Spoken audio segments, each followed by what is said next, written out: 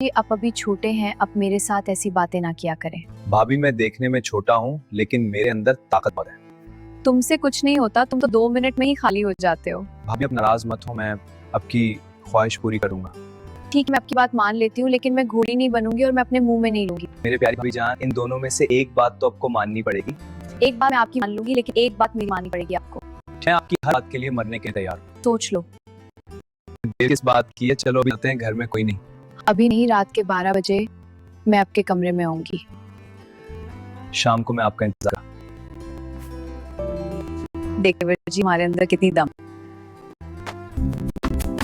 शादी के दिन मेरा 14 साल का देवर सलमान बहुत खुश था।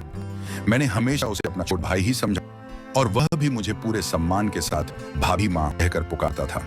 मेरे पति फराज की मृत्यु के कुछ ही दिनों बाद मुझे अकेले सोने में डर लगने लगा। सर्दियों की रातें थीं, घर बिल्कुल सूना पड़ा रहता था और दिल में एक अनजान सा भय बस गया था।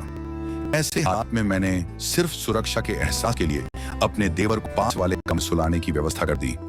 हालांकि एक ही बिस्तर का ख्याल मुझे खुद ही अजीब और अनुचित लगता था। फराज के इंतकाल के बाद दिन बहुत कठिन बीत रहे थे। तनाव, डर और जिम्मेदारी सब एक साथ आ पड़े थे। इस उथल पुथल में एक रात में खड़ा कर गई और उसी पल यह बात समझ में आई कि सीमाएं तय करना ही एकमात्र सही रास्ता है। मैंने खुद को संभाला, दिया जलाया और दिल में फैसला कर लिया कि किसी भी हाल में रिश्तों की पवित्रता पर आंच नहीं आने दूंगी।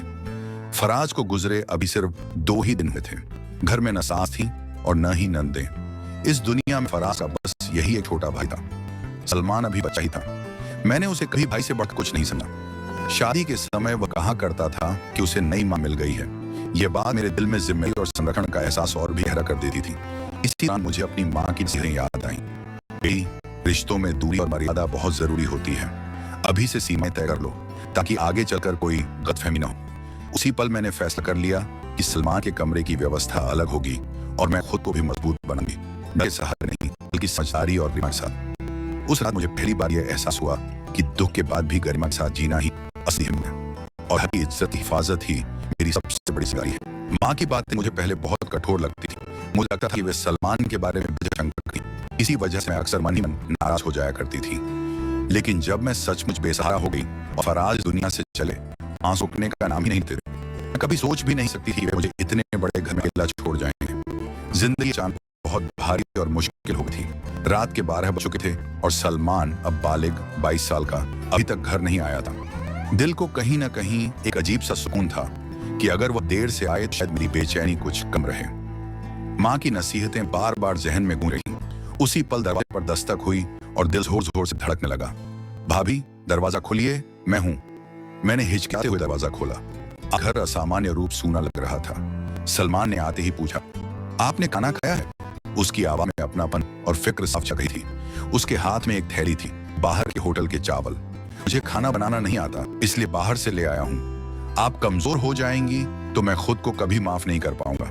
उसकी आंखों में नमी थी।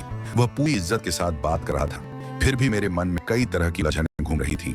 कुछ पल उसने धीमे स्वर में कहा, आज आप नीचे वाले कमरे में सो जाइए।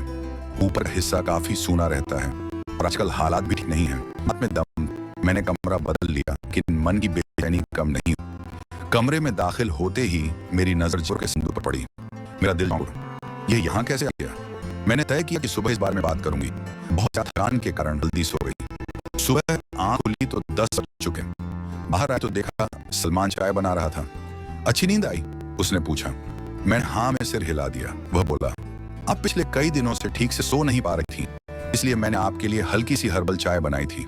मेरे एक डॉक्टर दोस्त ने सलाह दी थी, कोई दवा नहीं, बस आराम और सुकून। मेरा मन कुछ शांत हुआ। उसी दिन उसने आर्थिक मामलों पर बात छिड़ी, जेवर बेचने की नहीं बल्कि कर्ज के हिसाब और सुरक्षित निवेश को लेकर। मैंने अपने मायके वालों से भी सलाह ली। उन्होंने कहा कि मैं कुछ समय के लिए उनके पास आ जाऊं, लेकिन मैं जानती थी कि यह स्थायी समाधान नहीं है। कुछ दिनों बाद एक उपयुक्त मकान मिल गया। कागजात सही थे, सब साफ सुथरा था, बस समय लग रहा था। एक दिन सलमान ने कहा, भाभी आप घर के कामकाज संभालिए, मुझे आपसे एक जरूरी बात करनी है। शाम को मैंने खाना बनाया। वह देर से आया और बात बात पर तकरार हो गई। रात को उसने मेरे कमरे का दरवाजा खटखटाया।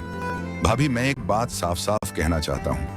मुझे आपके लिए बहुत ज्यादा जिम्मेदारी का एहसास है, लेकिन मैं जानता हूँ कि सीमाएं ही असली सुरक्षा होती है। मैं चाहता हूं कि आप सुरक्षित रहें और मैं भी अपनी सीमा में रहूं। उसकी बात सुन मेरे दिल से जैसे कोई भारी बोझ उतर गया। मैंने भी साफ शब्दों में कहा, हम दोनों रिश्तों की इज्जत रखेंगे, यही सबसे सही रास्ता है। उसी पल मुझे एहसास हुआ कि दुख के बाद अगर कोई चीज इंसान को सहारा देती है तो वह समझदारी, गरिमा और सीमाओं का सम्मान है। मैं कमरे में आ गई और दरवाजा